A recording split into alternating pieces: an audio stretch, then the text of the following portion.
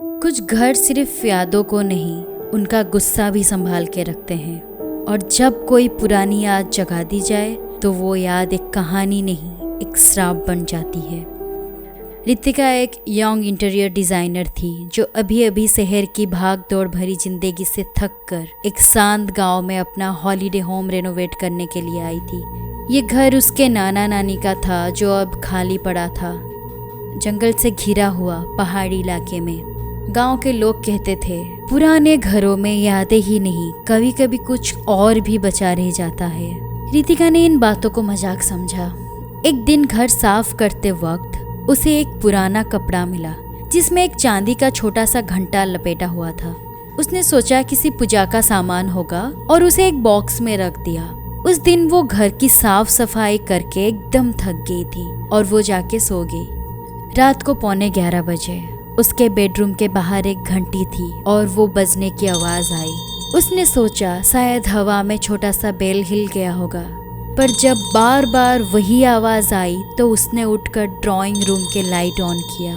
दरवाजे के बाहर एक लड़की दिखाई दी। उसकी उम्र लगभग 10 से 12 साल होगी। सफेद ड्रेस, बड़े पैर और बाल सामने लटके हुए, आंखों से आंसू बह रहे थे। लड़की बोली, मुझे वापस जाना है, प्लीज मेरी मदद करो, पानी दो मुझे। रितिका कंफ्यूज थी, पर उसने पानी की बोतल उसके लिए ली। जब बोतल लेकर वापस आई तो लड़की कहीं गायब हो चुकी थी। रितिका ने सोचा ये सब थकान के वजह से कोई गलतफहमी हो रही होगी, पर रात को 3 बजे उसकी आंख किसी की कंधे पर हाथ रखने के फीलिंग से खुली और तब वही लड़की उसके पास पलंग पर बैठी थी और धीरे से कह रही थी, आपने मुझे पानी दे दिया और मुझे बुला लिया, अब मैं लौट आई हूँ। रितिका ने चीख मारकर लाइट जलाई और तब कमरा खाली था। उसके अलावा उस कमरे में और कोई भी नहीं था, पर वो घंटी बेड के ऊपर पड़ा हुआ था।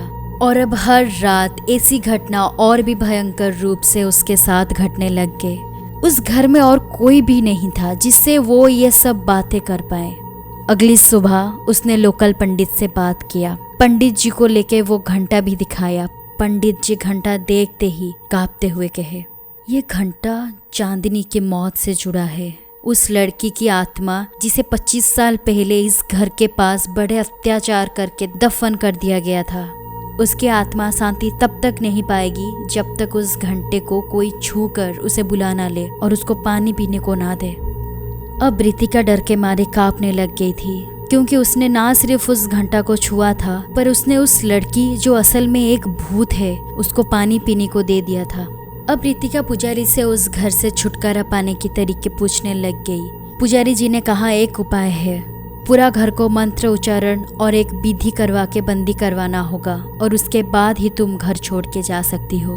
पुजारी ने पूरे दिन घर के कोनों कोनों में मंत्रों से शुद्धि करवाई। एक विधि का भी आयोजन करवाया गया। घंटा एक चांदनी की डब्बी में बंद करके मंदिर में चढ़ा दिया गया।